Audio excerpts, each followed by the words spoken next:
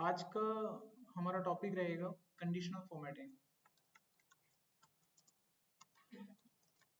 देखो, conditional formatting का मतलब क्या होता है, जैसा आप सभी जानते होंगे what is formatting. Do you know about that? Formatting क्या होती है? पता है फॉर्मेटिंग क्या होती है? एक्सेल में जब हम किसी सेल के अंदर किसी डाटा की अपीयरेंस को चेंज करते हैं, जैसे किसी को बोल्ड कर दिया, कलर चेंज कर दिया, उसको हम क्या बोलते हैं? फॉर्मेटिंग बोलते हैं। ठीक है, यानी कि changing the appearance of data in a cell is known as formatting। लेकिन अगर ये फॉर्मेटिंग किसी कंडीशन के आधार पे अपने आप होने लगे, यानी किसी कंडीशन के आधार पर अगर हम उस फॉर्मेटिंग को अप्लाई करते हैं, उसे कंडीशनल फॉर्मेटिंग कहते हैं। If we do this formatting depend upon a condition is known as a conditional formatting। ठीक है, उसे हम क्या बोलते हैं? कंडीशनल फॉर्मेटिंग बोलते हैं। ये ऑप्शन आपको कहाँ मिलेगा? होम टैब में जाएंगे ना आप, स्टाइल के अंदर, तो वहां पर आपको कंडीशनल फॉर्मेटिंग मिल जाता है। ठीक है, सब चीज मैंने यहाँ पर लिख दी है। अब मैं इसका प्रैक्टिकली आपको करके बताता हूँ। ये मेरे पास सैंपल डाटा है, यही सैंपल डाटा मैं आप लोगों तक भेजूंगा, प्रैक्टिस कर लेना इस पे। इसमें बहुत सारी शीट है, आपके काम की शीट ये वाली है। कई बच्चों को मैं डाटा भेजता हूँ, वो प्रॉब्लम में आ जाते हैं, कई बार ये शीट खुल जाती है, वो कहते हैं सर वो वाला डाटा ही नहीं है जो आपने भेजा। इसमें बहुत सारी शीट है, ढूंढ लेना। अच्छा, अब देखिए, ये मेरे पास फर्स्ट क्वार्टर की सेल्स रिपोर्ट है। ये सारे सेल्समैन है, इन्होंने फर्स्ट क्वार्टर में जो सेल्स करी थी वो डाटा यहाँ पे लिखा हुआ है, करेक्ट। मान लीजिए किसी ने आपको बोला कि इनमें से जिनकी सेल्स 8000 से ज्यादा है उसको ग्रीन करो, यानी उसके डाटा को हाईलाइट करना है ग्रीन कलर में। तो अब हम एक एक करके इसको सिलेक्ट करें और यहाँ पे जाके मैं इसका कलर ग्रीन करूँ, तो ये थोड़ा अटपटा सा नहीं लग रहा आपको? एक एक करके कब तक करूंगा मैं select? So it is totally like अटपटा टाइप, है ना, मोनोटोनी वर्क। तो ऐसे करने में तो बहुत टाइम लगेगा। तो अब इसका आसान तरीका क्या है? जिस डाटा को आपको फॉर्मेटिंग करना होता है, पहले तो वो डाटा सिलेक्ट कर लो आप। ठीक है, एक्सेल में कोई भी ऐसी एक्टिविटी जो मैं यहाँ परफॉर्म करता हूँ, लेकिन आप उसको देखने के बाद एकदम बाउंस मार जाए, जैसे मैंने अभी सिलेक्ट किया, हो सकता है कई सारे बच्चों को ये भी ना पता हो मैंने कैसे सिलेक्ट किया। ठीक है, तो वो आपकी ड्यूटी बनती है। मैं एक एक बच्चे के पास आके तो पूछ नहीं सकता हूँ। खाने में और पढ़ाई में जिसने की शर्म उसके फुटे कर्म, स्टेटमेंट याद रखना। आप लोग पूछोगे मैं हेल्प करूंगा, आप नहीं पूछोगे तो मैं कहाँ से हेल्प करूंगा? मुझे थोड़ी ना कोई नींद में या सपने में कोई बोल रहा है कान में कि ये चीज नहीं आती है। ठीक है, तो कोई भी ऐसी एक्टिविटी आपको फील होती है यार ये नहीं पता सर, एक बार ये वाला बताइए, ये आपने कैसे किया, तो मैं उसे इंडिकेट कर दूंगा। ओके, ये डाटा सेलेक्ट करने के बाद, जैसे हमने ये डाटा सेलेक्ट किया, उसके बाद आपको जाना है होम पे। होम के अंदर जाने के बाद स्टाइल, और यहाँ पर होता है कंडीशनल फॉर्मेटिंग। इसमें आपको हाईलाइट रूल मिलता है, अपनी कंडीशन के हिसाब से ले लीजिए। हमारी कंडीशन ग्रेटर देन वाली थी, तो आपको ग्रेटर देन पे जाना है और जो वैल्यू आपको यहाँ पर डालनी है डाल दीजिए। हमारा टारगेट था 8000 और कलर इंडिकेशन था ग्रीन। अगर आपको ये ग्रीन कलर पसंद नहीं आ रहा है तो आप खुद से कस्टमाइजेशन भी कर सकते हैं। कस्टमाइजेशन करने के बाद एक विंडो खुल जाएगी, आप खुद से डिसाइड कीजिए बैकग्राउंड कलर क्या देना है, लाइक दिस। आप खुद से डिसाइड कीजिए कि फॉन्ट कैसा चाहिए, आपको बोल्ड चाहिए, कलर कैसा चाहिए, यहाँ पे आप बता सकते हैं। आप खुद भी डिसाइड कर सकते हैं, मेरे कहने का ये अर्थ है। अभी आप यहाँ पे ओके कीजिए, जैसा फॉर्मेट आपने चाहा था वैसा हो गया। देखिए एक नंबर नहीं बच रहा होगा, जो जो नंबर 8000 से बड़े थे सब इंडिकेट हो गए। इसमें 8000 इंक्लूड नहीं है, ध्यान दीजिए, इसमें 8000 इंक्लूड नहीं है। मैंने लिखा था ग्रेटर देन 8000। ठीक है, मैंने ग्रेटर देन इक्वल टू नहीं लिखा था। अब सेम इसी तरीके से अब मैं आप लोगों से सवाल कर रहा हूँ, आप मुझे इसमें वो कलर रेड कर दीजिए जिनकी वैल्यू 5000 से कम है। कैसे करेंगे? हाँ जी, हाँ कैसे करेंगे? पहले डाटा सेलेक्ट किया, उसके बाद यहाँ पे कंट्रोल ए से नहीं करना मेरे भाई, कंट्रोल ए करेगा तो ये विलन विलन सिलेक्ट नहीं हो गए। इनको करके क्या मिलेगा हमको? है? हमको जहाँ पर फॉर्मेटिंग करनी होती है उसी एरिया को सिलेक्ट करना होता है, करेक्ट। कंडीशन फॉर्मेटिंग में जाएंगे, हाईलाइट रूल पे जाना है। अब कौन सा रूल फिट होता है यहाँ पर? लेस देन वाला। ठीक है, लेस देन हाँ जी, लेस देन के बाद यहाँ पे क्या कर देंगे आप? 5000 कर देंगे। कलर कौन सा? 5000। ठीक है, और अपनी मर्जी से कोई चेंज करना है तो कर भी सकते हो। ओके करो, दैट्स फिनिश। ठीक है, जब आपसे ऐसा मौका मिले ना आप लोगों को अपनी बात प्रेजेंट करने का, चाहे गलत तो सही हो लेकिन पार्टिसिपेट किया करो। समझ में आया? कई बार ऐसा होगा आपके साथ, अगर आप ऐसा नहीं करोगे एक दिन ऐसा जरूर आएगा आपकी लाइफ में, आपको चीज आती होगी लेकिन आप बोल नहीं पाओगे, फिर पछताओगे आप बस। अब आप यहाँ हैबिट डाल सकते हो, जब मैं आपको खुद बोल रहा हूँ मैं आपको नहीं टोकूंगा, तो आप फैमिलियर हो सकते हैं, अपनी हैबिट डाल सकते हैं। एक दिन ऐसा मौका आएगा कि आप फिर आप पार हो जाओगे। समझ में आया? नहीं तो कई बार ऐसा होता है कि हमको चीज आती है, हम बोल नहीं पाते हैं, वो इसी हैबिट की वजह से। पाल लेते हो ना अपने मन में धीरे धीरे धीरे धीरे, सो दैट्स व्हाई। पीछे से माइक ऑन है किसी का, प्लीज बंद करो। तो ये समझ में आ गया। अब डाटा बचा बीच वाला, जिनकी वैल्यू 5 और 8 के बीच में एवरेज नंबर है, हम उनको येलो करना चाहते हैं। ठीक है, तो मैं क्या करूंगा, फिर से सिलेक्ट करूंगा। अब इस बार बिटवीन ले लेंगे, और बिटवीन में किसको टारगेट करना है, 5000 छोटी वाली रकम हो गई और 8000 हमारी बड़ी वाली रकम हो गई। तो जो भी नंबर अब बच जाएंगे उनको हम येलो कर देंगे। देखो अब एक भी डाटा नहीं बचेगा आपका, सारे नंबर इंडिकेट होंगे। छोटे गए लाल लाल में, बड़े गए हरे में, और बीच वाले रह गए पीले में, खत्म बात। तो इस तरीके से फॉर्मेटिंग कर सकते हैं, और ये पूरी तरह से डायनेमिक होता है बच्चों। डायनेमिक इन द सेंस, अगर किसी सेल के अंदर वैल्यू में बदलाव आता है तो ये ऑटोमेटिकली उसके हिसाब से रिएक्ट करता है। ठीक है, अगर मान लीजिए आपको किसी वक्त ये एडिट करना पड़ जाए, जैसे किसी ने आपको बोला कि 8000 से बड़े नंबर को टारगेट करना था, लेकिन एक रिक्वायरमेंट आती है कि 8 नहीं, गलती से 8 हो गया था, 9 था वो। ठीक है, तो आप इसको एडिट कर सकते हैं, अपने रूल को चेंज कर सकते हैं। रूल को चेंज कैसे करना है, पूरे डाटा को फिर से एक बार सेलेक्ट कर लो आप, जहाँ पे फॉर्मेटिंग लगा हुआ है। जब भी किसी रूल को चेंज करने की बात आए तो वो मैनेज में जाके होगा।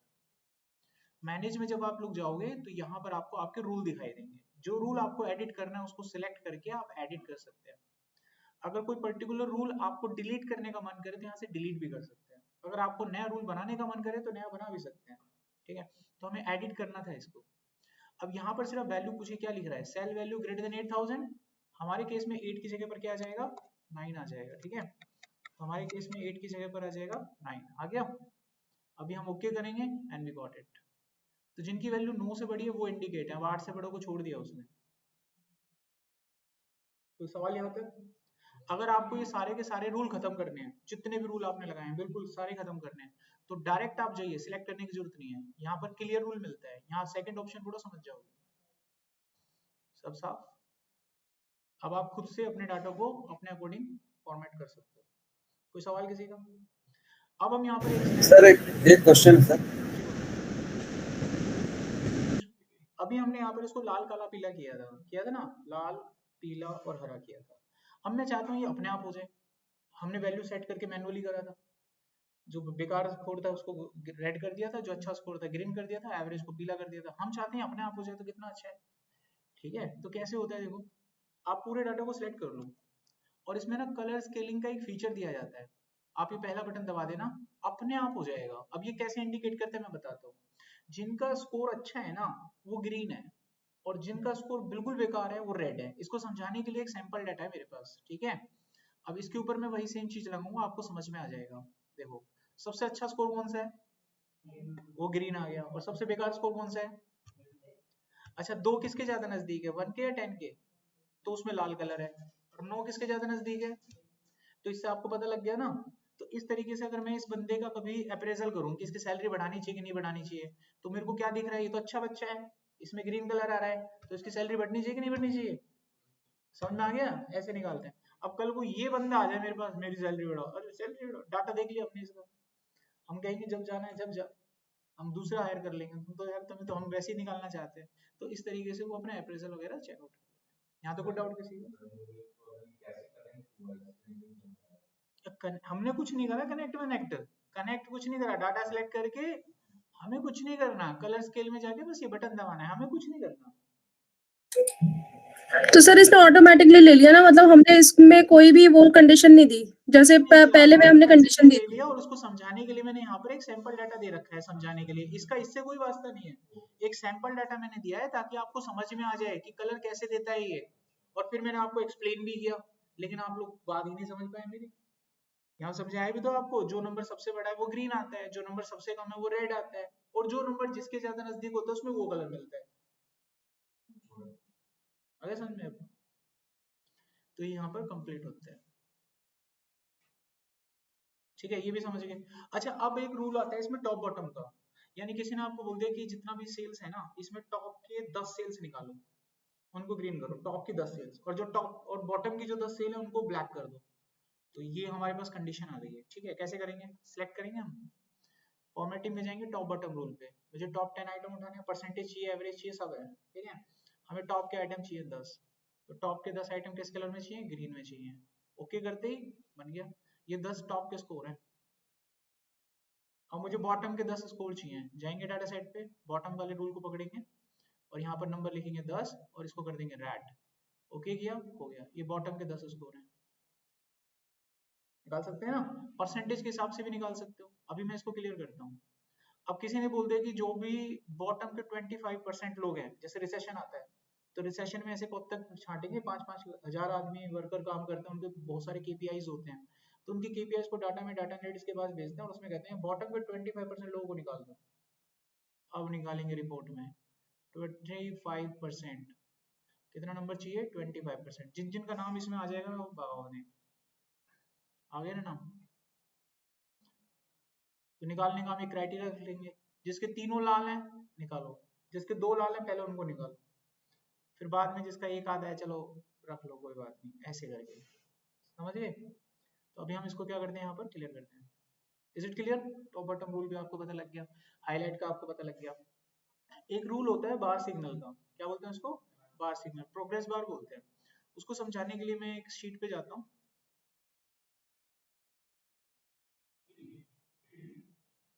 देखिए यहाँ पर एक बच्चा है, ये पेपर हुआ था, पेपर का टोटल स्कोर है 100 का, और ये कुछ बच्चे हैं, स्टूडेंट्स हैं, और इन्होंने ये स्कोर अचीव किया। तो मैं यहाँ पर इसका प्रोग्रेस बार सिस्टम बनाना चाहता हूँ, किस बच्चे ने कितना कितना स्कोर किया उसको एक प्रोग्रेस बार के माध्यम से दिखाया जाए। तो आप क्या कर सकते हैं, ये जो नंबर है बगल वाला, ये नंबर यहाँ पर कनेक्ट कर दीजिए। कनेक्ट हो गया, मैंने यहाँ पर इक्वल टू करके इसको यहाँ से कनेक्ट कर दिया, तो इस सेल में जो वैल्यू थी वो यहाँ पे आ गई। अब हम इसको ड्रैग करेंगे तो ऐसे बाकी सबकी वैल्यू आ जाएगी, इसमें कोई दिक्कत। अब आपको ये पूरा डाटा सेलेक्ट करके यहाँ पे जाना है कंडीशनल फॉर्मेटिंग में, और यहाँ पे बार बनाने के लिए बार का सिंबल आता है, इसमें मोर पे चले जाना नीचे, ठीक है। मोर पे जब जाओगे तो यहाँ पर जाने के बाद आपको यहाँ मिलेगा शो बार ओनली। इसका यूज करने से क्या होगा, सिर्फ बार आपको दिखेगा, नंबर गायब हो जाएंगे, ठीक है। यहाँ पर आने के बाद आप अपना कलर स्केल दे सकते हैं, जो भी कलर आपको देना है, you can easily do this. तो मैंने ले लिया कलर, ठीक है। तो यहाँ पर मैं ग्रेडियंट फिल ले लेता हूँ, इसमें मैं 2 कलर भर सकता हूँ, सॉलिड में एक ही कलर आएगा, अभी सॉलिड है यहाँ पर, तो एक कलर लाल कलर आपको यहाँ पर दिखाई देगा, ओके। लेकिन अगर आप इसमें ग्रेडियंट ले लेते हो तो इसमें 2 कलर आप भर सकते हो, मैंने क्या ले लिया, ग्रेडियंट ले लिया। तो ग्रेडियंट में 2 कलर, 2 कलर कौन सा होता है, दूसरा जो कलर होता है वो व्हाइट होता है ना, पहला कलर रेड होगा, दूसरा व्हाइट होगा। बॉर्डर आपका ब्लैक रहेगा अगर मैं दूंगा तो, अभी नो बॉर्डर है तो सेल के चारों तरफ बॉर्डर अभी नहीं आएगा। इतना करने के बाद जैसे ही मैं ओके करूंगा तो मेरे को एक प्रीव्यू देखने को मिलेगा, just click on okay and progress bar. अब मान लीजिए कोई बच्चा कहता है नहीं सर मेरे 12 नहीं आए थे, मेरे तो 87 थे, जैसे ही आप डालेंगे प्रोग्रेस बार इंडिकेट होगा। तो यहाँ पर आप एक चलता हुआ प्रोग्रेस बार सिस्टम क्रिएट कर सकते हैं, किसी का स्कोर ऐसे आप दिखा सकते हैं, कैसे जा रहा है कैसे नहीं जा रहा। कोई सवाल यहाँ तक किसी को, आगे देखो। अब यही डाटा मैं लेता हूँ दोबारा से, इस बार अप्रेजल के लिए डाटा आपके पास आता है, आपको सही लोगों का चुनाव करना है और गलत लोगों को जॉब से निकालना है। तो हमने एक सिस्टम देखा था, रेड ग्रीन करके भी आप डाटा को सेपरेट कर सकते हैं, एनालाइज कर सकते हैं कि किसकी सेल्स अच्छी है किसकी सेल बेकार है। लेकिन उसमें एक दिक्कत था कि ग्रीन कलर 4 तरह के पैटर्न में आ रहे थे, रेड कलर 4 तरह के पैटर्न में आ रहे थे, तो कौन सा अच्छा है कौन सा बेकार है, थोड़ा कंफ्यूजन हो रहा था, किसी में डार्क ग्रीन आ रहा था किसी में लाइट ग्रीन आ रहा था। अब उससे बचने का एक और सोल्यूशन हमारे पास है, वो है आइकन सेट। इसमें हम लोग ये लाइट्स ऑन कर लेंगे, जिसकी सेल्स अच्छी होगी वो ग्रीन लाइट अपने आप जलेगी। अब इसमें हल्की पीली डिम लाइट का फर्क नहीं है, सेल्स अच्छी है मतलब ग्रीन और बेकार है रेड जलेगी। यहाँ से आपको इंडिकेशन लग जाएगा कौन बच्चा अच्छा है कौन बेकार है। इसको भी मैं यहाँ पर एक सैंपल के रूप में आपको समझा सकता हूँ, ये एक सैंपल डाटा है, इसका इससे कोई वास्ता नहीं है। मैं यहाँ पर जाकर अगर इसको इंडिकेट करता हूँ तो आप समझ जाएंगे, जो सेल्स अच्छी है वो ग्रीन है, बेकार वाली रेड हो गई अपने आप, बाकी आपको दिख ही रहा है। तो ये था कंडीशनल फॉर्मेटिंग, मैंने पूरी तरह से आपका ये कंप्लीट कर लिया है चैप्टर।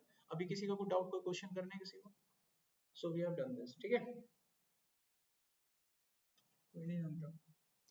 देखो सेल रेफरेंसिंग क्या होता है, सेल रेफरेंसिंग का मतलब होता है एक्चुअली किसी सेल का एड्रेस, उसी को सेल रेफरेंस कहते हैं, ठीक है। The address of a cell या फिर लोकेशन ऑफ अ सेल या फिर नेम ऑफ अ सेल, ये सारा रेफरेंसिंग के अंदर आता है। अब सवाल खड़ा होता है इसे यूज क्यों करते हैं, ठीक है। तो it is used to connect one cell to other, एक सेल को दूसरे सेल से कनेक्ट करने के लिए इसका इस्तेमाल किया जाता है। एक सेल आपके पास है उसको दूसरे सेल से कनेक्ट करना है, तो ये यूज हो गया यहाँ पर, ठीक है। एक्सेल में ना सेल रेफरेंस को लगाने के बहुत सारे तरीके होते हैं. There are lots of way. There are many ways to implement the cell reference. ठीक है, बहुत सारे तरीके होते हैं, एक एक करके हम पढ़ेंगे. पहला तरीका होता है रिलेटिव रेफरेंस. रिलेटिव रेफरेंस, ठीक है. इस रेफरेंस को एक्सेल में लगाया कैसे जाता है? इक्वल टू करके सेल का नाम लिख दो, बन गया. इसी को क्या बोलते हैं हम? रिलेटिव रेफरेंस बोलते हैं. कनेक्ट क्या कहते हैं इसे हम? रिलेटिव रेफरेंस बोलते हैं. अब इसको एक प्रैक्टिकल मीडियम से समझिए, ये एक्चुअली किस तरीके से वर्क कर रहा है ऑन द बैक साइड. जो सेल रेफरेंस समझ गया, उसके 50% जो है ना फॉर्मूले लगाने के तरीके वो सही हो जाएंगे. सेल रेफरेंस एक ऐसी चीज होती है जो हर फॉर्मूले में लगेगा. यानी जब भी आप किसी फॉर्मूले को डेटा दोगे, बिना रेफरेंस के दे ही नहीं सकते. आप ध्यान रखिएगा ये बात, बिना रेफरेंस के आप दे नहीं सकते उसको डेटा. अब इसको समझ, तो मैं क्या करता हूँ, यहाँ पर कुछ नंबर्स लिख लेता हूँ आपको समझाने के पर्पज से. So I am just typing some numbers at here. तो मैं यहाँ पर एक फॉर्मूले का यूज करके नंबर जनरेट करूंगा. आप लोगों को अभी उस फॉर्मूले पे फोकस नहीं करना है. ठीक है, क्या नहीं करना है? उस फॉर्मूले पे फोकस नहीं करना है. मैं क्या कर रहा हूँ क्या नहीं कर रहा हूँ मत करो फोकस.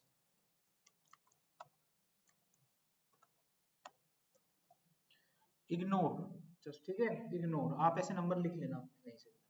अब आपको जो फोकस करना है यहाँ करना है, जो मैं आप सिखाऊंगा. यहाँ देखिए सेल है, सेल का क्या नाम है? C5. दिख रहा है ये सेल C5. मुझे ये वैल्यू यहाँ चाहिए. मैं चाहता हूँ कि ये सेल यहाँ कनेक्ट हो जाए. तो एक तो तरीका हमारे पास ये है कि मैं इसे कॉपी कर लूँ और कॉपी करके यहाँ पे डाल दूँ. कनेक्ट हो गया, जो उसमें वैल्यू वो यहाँ पर है. लेकिन ये कनेक्ट नहीं है, तो क्लोन है. डुप्लीकेट बनाया आपने. क्यों क्लोन है? अगर मैं इसकी वैल्यू को चेंज करता हूँ तो क्या वहां चेंज हुआ? तो कनेक्ट किस बात का है? समझ में आ गया? कनेक्ट नहीं है, ये बिल्कुल भी कनेक्ट नहीं है. तो कनेक्ट कैसे करते हैं? मैंने आपको कनेक्ट करने का तरीका बताया था, अभी याद हो तो किसी को. मैंने आपको बताया था कि किसी सेल को कनेक्ट करते हैं तो ऐसे करते हैं, इक्वल टू करके सेल का नाम लिख दो, जो सेल कनेक्ट करना है, तो हो जाएगा कनेक्ट. देखो, तो मेरे को अगर कनेक्ट करना है तो मैं इक्वल टू करके उस सेल का नाम लिखूंगा. क्या नाम है उस सेल का? C5. या फिर मैं क्या कर सकता हूँ, माउस ले जाके क्लिक कर दूंगा तब भी हो जाएगा. बताओ, हो गया कनेक्ट नहीं हो गया? अब आप यहाँ पे अपने लिए कुछ भी लिखो, वो चेंज हो जाएगी वैल्यू. इसको बोलते हैं कनेक्शन. यही आपको समझा रहा था सेल कनेक्ट कैसे होते हैं. इस कॉन्सेप्ट को क्या बोलते हैं हम? सेल. C5 लिखेंगे ना सर? क्या चीज? शुरू से बोलेंगे एक बार आप. ये कनेक्ट हो गया हमारा, इसको हम क्या बोलते हैं? सेल रेफरेंस बोलते हैं. अच्छा, अब इसमें होता क्या है? ये एक रिलेटिव कनेक्टिविटी होती है. कैसी कनेक्टिविटी होती है? Relative connectivity. ठीक है. अच्छा, रिलेटिविटी सुना है कुछ नाम? रिलेटिविटी की एक थ्योरी हुआ करती थी, आइंस्टाइन ने दी थी, मोशन से रिलेटेड है ना? यानी कोई चीज अगर मोशन में और आप भी उसके साथ हैं तो आप भी मोशन में हैं. रिलेटिव है ना. अगर आप कोई चीज अगर मोशन में और आप उसके रिलेटिव में हैं तो आप भी मोशन में हैं. एग्जाम्पल, अगर आप एक ट्रेन में 60 की स्पीड से चल रही है तो आपकी स्पीड भी 60 है.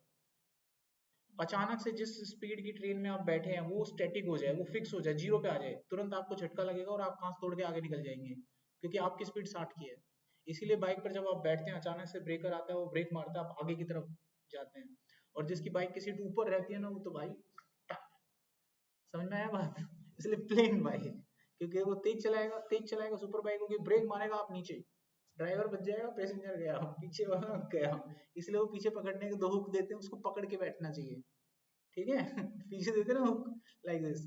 तो यहाँ पर रिलेशन की थ्योरी बिल्कुल परफेक्ट काम आती है. इसको हम क्या बोलते हैं? रिलेटिविटी. अब ये यहाँ पे कैसे काम करता है आपको समझाते हैं. ये 99 एक पैसेंजर है और ये चलती हुई ट्रेन है. ठीक है. ये पैसेंजर इस ट्रेन में बैठ गया, रिलेटिव ये हुआ, ये पैसेंजर इस ट्रेन में चढ़ गया. अब अगर मैं इसको ट्रेन को चलाता हूं तो पैसेंजर भी चलेगा. जिस दिशा में ट्रेन चलेगी उसी दिशा में पैसेंजर भी जाएगा. होगा कि नहीं होगा? अगर ट्रेन में बैठ गया और ट्रेन जम्मू पहुंच गई तो तुम कहां पहुंच गए? समझ में आ गया? तुम्हारी लोकेशन कहां चली गई? जम्मू पहुंच गए. अब ये पैसेंजर यहाँ आ गया तो वो पैसेंजर वाला डाटा भी सड़क के नीचे आ जाएगा. देखिए 45 आ गया, उसके सापेक्ष पहुंच गया ना ये 45 डिग्री पे. ये डाटा मूव हुआ. अगर ये सेल मूव होगा तो रेफरेंस भी मूव करेगा. इसका मतलब ये पैसेंजर भी मूव कर रहा है.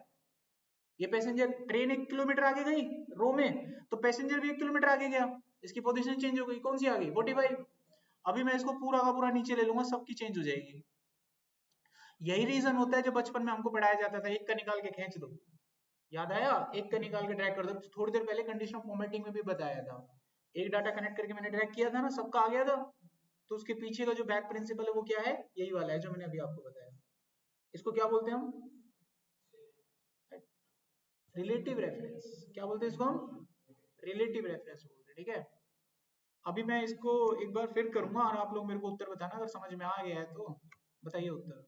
ये डाटा यहाँ पर है, मैंने इसे कॉपी कर लिया और यहाँ पे पेस्ट किया, क्या उत्तर आएगा, अपना अपना उत्तर दर्ज करो। 98, बोलते जाओ, 4 ऑप्शन से ज्यादा ऑप्शन नहीं लूंगा। 98 हो गया, 99, 66 हो गया, 98, 99, 66 और बताओ, 99 आएगा। तो दो बच्चे 99 बोल रहे हैं, एक 98 बोल रहा है और एक 66 बोल रहा है, ठीक है। इसका उत्तर है 66।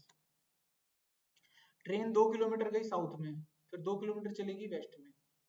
अब ये बंदा भी 2 किलोमीटर साउथ में गया, 2 किलोमीटर वेस्ट में, पोजीशन क्या आई,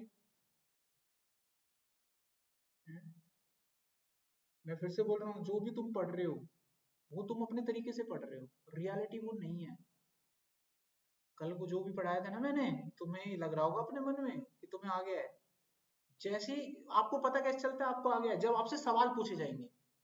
और ये सामना आमना आपका कब होता है, इंटरव्यू के टाइम पे, काम करते वक्त, तब याद आता है, अभी कुछ नहीं आता। इसलिए वो क्लास सबसे बेहतर होती है जहां पर पढ़ते पढ़ते टीचर आपसे सवाल करना चालू कर दे, आपकी नींव मजबूत हो जाएगी। आप अभी भी गलत फहमी में जी रहे हो, अगर आप सोच रहे हो ना शॉर्टिंग आगे भी देखा था ना निमन थोड़ी देर पहले, शॉर्टिंग आती थी तुमको, तुम्ही को लग रहा है आ गया है। अभी मैं देखो पूरा आपको रेफरेंस भी सिखा दूंगा, लेकिन कोई गारंटी नहीं तुम्हें आ रहा है, क्योंकि हम कुछ भी पढ़ा ले, बच्चा पढ़ता अपने तरीके से ही है, याद रखिएगा। आप अपने तरीके से ही पढ़ते हो, अपने खुद के फॉर्मूले बनाते हो इसको याद करने के लिए। अच्छा ठीक है, समझ गया, अच्छा ये ऐसे है, समझ गया। सर एक बार आप दोबारा रिपीट कर देंगे, ये समझ नहीं आया फिर मेरे को रिलेटिव रेफरेंस। यहाँ पे जाके हमने डाटा कनेक्ट किया, ये कनेक्ट हो गया यहाँ पे। अब इसको मैं जहाँ भी मूव करूंगा डाटा वहीं जाएगा। अगर मैं इसको कॉपी करके यहाँ पे मूव करता हूँ तो मैं यहाँ से 2 कॉलम आगे गया हूँ तो ये डाटा भी 2 कॉलम आगे जाएगा। 26 वैल्यू है यहाँ पे, 26 आएगी, दैट्स फिनिश। ठीक है सर, डन हो गया। जैसा अभी इन्होंने कहा ना ठीक है, वो इनको लग रहा है अभी सवाल पलट गया अगर नहीं होने का, ये टीचर जानता है इस बात को। अब मैं ज्यादा छेड़ूंगा तो दिक्कत हो जाएगी, इसलिए मैं छेड़छाड़ी नहीं करूंगा। आप ही को लगता है ऐसा कि ये ठीक है, अभी लाइव एग्जांपल है ना, अभी पूछूंगा नहीं बता पाएंगे, ज्यादा करना भी खराब होता है सिस्टम के साथ, ठीक है। आगे देखिए नेक्स्ट, ये हमारे सर एक क्वेश्चन पूछ लीजिए अगर पॉसिबल हो तो, एक सिर्फ कि ट्राई कर लेते कि आया कि नहीं आया। मैं एक बार करा दूं फिर दोनों को रैंडम करके पूछूंगा, ठीक है। एक बार कर लो फिर मैं आपको बताऊंगा क्यों गलत थे। अभी देखिए यहाँ पर नेक्स्ट,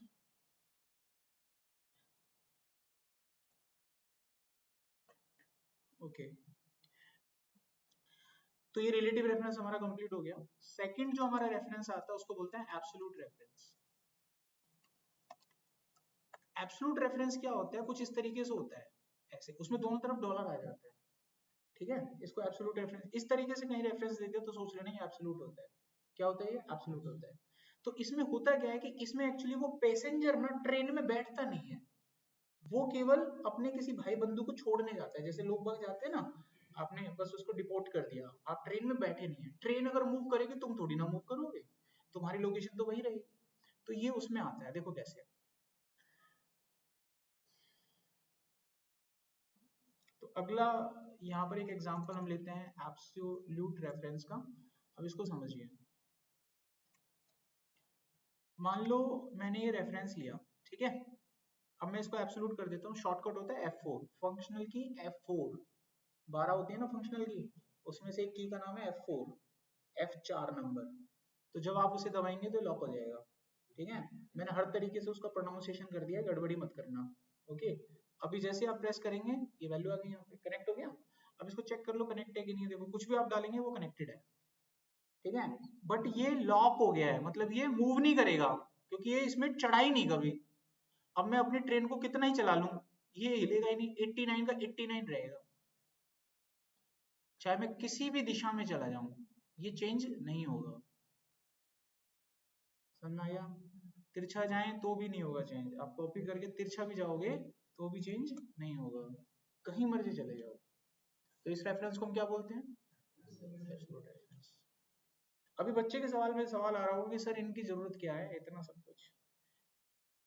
आप जब फॉर्मूले लगाओगे ना वहां जरूरत आएगी। अभी हम क्या फॉर्मूले लगा रहे हैं? नहीं लगा रहे ना। अभी रेफरेंस कैसे काम करता है उस पर पूरा ध्यान रखो। अभी रेफरेंस को सीखो खाली। रिलेटिव रेफरेंस क्या होता है, एब्सोल्यूट क्या होता है। कभी किसी दिन फॉर्मूला लगाओगे तो मैं तुमको कहूंगा अच्छा इस डाटा को रेफरेंस, इस डाटा को रिलेटिव ले लो और उस वाले डाटा को एब्सोल्यूट ले लो। कभी वहां जाके तुम्हारे दिमाग के तोते उड़ जाए, सर ये क्या बोल रहे हो, कौन सा रेफरेंस। वहां याद होना चाहिए आपको ये, ठीक है। रिलेटिव रेफरेंस, एब्सोल्यूट रेफरेंस मैंने क्या पढ़ाया था, क्या बोल रहा हूँ मैं आप लोगों को, उस टाइम पर ये चीजें याद होनी चाहिए। तो फिलहाल अभी फोकस करो रेफरेंस को समझने में खाली, ठीक है। अच्छा अब एक और रेफरेंस होता है हमारे पास, उसका नाम होता है मिक्स्ड रेफरेंस। नाम से समझ में आ रहा होगा आप लोगों को, इसमें दोनों तरह का रेफरेंस होता है लाइक दिस। इसके अंदर अगर कोई आपसे पूछे, इसमें अगर कोई आपसे पूछे, जब हम किसी सेल का नाम लिखते हैं, जैसे मैंने सेल का नाम लिखा A1, तो यहाँ पर जो अल्फाबेट होता है वो कॉलम होता है और जो नंबर होता है वो रो होता है, करेक्ट। अब मैंने यहाँ पर लिखा है D3, जिसमें 3 के आगे मैंने डॉलर लगाया है, तो इसमें हम ये कह सकते हैं कि जो कॉलम है वो हमारा रिलेटिव है और जो रो है वो हमारा एब्सोल्यूट है। समझ में आ गया बात? सेम इसी तरीके से इस इक्वेशन को ऐसे भी लिखा जा सकता है। तो इसके अंदर हम क्या कहेंगे कि जो हमारा कॉलम है वो एब्सोल्यूट है और जो हमारा रो है वो रिलेटिव है। ये कॉन्सेप्ट समझ में आ गया? इसको क्या बोलते हैं? मिक्स्ड बोलते हैं। अब ये कैसे वर्क करता है देखो, मोटा मोटा बस ये ध्यान रखिए जो चीज एब्सोल्यूट होती है वो मूव नहीं करती, किसी भी हालात में मूव नहीं करती।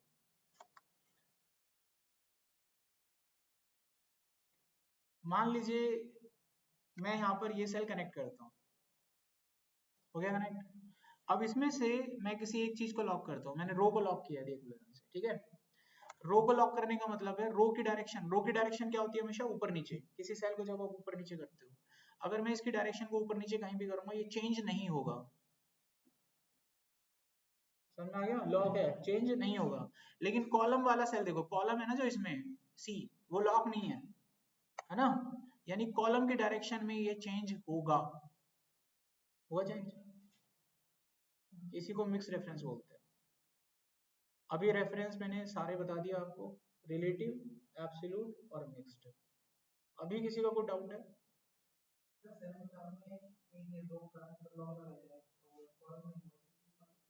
दो बार दबा दो F4। और कोई सवाल किसी का?